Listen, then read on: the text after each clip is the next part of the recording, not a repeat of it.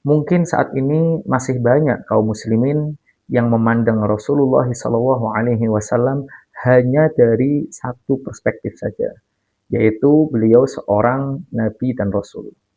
Padahal ada perspektif lain dalam diri Rasulullah SAW yang mungkin jarang diketahui oleh orang banyak, yaitu diantaranya satu, beliau adalah seorang politisi, beliau adalah seorang pejabat dan seorang negarawan.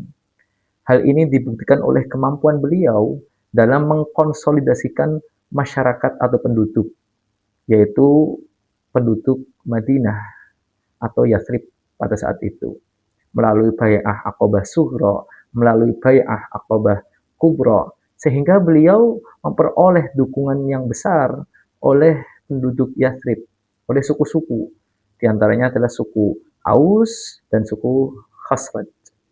Kemudian setibanya beliau di Madinah, kemudian beliau membangun masjid sebagai pusat kegiatan umat, baik ibadah maupun urusan-urusan yang lain. Kemudian beliau juga mempersaudarakan antara kaum muhajirin, yaitu orang yang hijrah dari Mekah ke Madinah, kemudian kaum Ansor, yaitu mereka yang menolong atau yang menerima kaum muhajirin, penduduk Madinah, dipersaudarakan oleh beliau. Kemudian beliau juga membuat Piagam Madinah sebagai konstitusi pertama dalam dunia Islam, kesepakatan antara kaum muslimin dengan orang-orang non-muslim juga seperti orang Yahudi, di mana isinya kurang lebih adalah dibebaskannya beragama, kebebasan beragama. Kemudian penduduk Madinah harus bersatu, saling bahu-membahu untuk membangun dan menjaga Madinah. Kemudian Rasulullah SAW melakukan intensifikasi dan pemantapan sosial ekonomi. Oleh sebab itu, wahyu atau ayat-ayat Al-Quran yang turun pada masa itu di Madinah, yaitu seputar untuk pembinaan hukum.